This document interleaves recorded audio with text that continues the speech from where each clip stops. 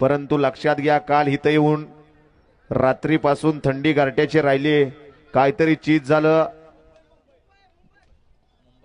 अहो तेच सांगतोय की मी मुरबाड कुठं आलं त्याचा म्हणजे अर्थ असा की लांबून आलाय, मुंबईवरून आलाय, काहीतरी आल्यासारखं चीज झालं.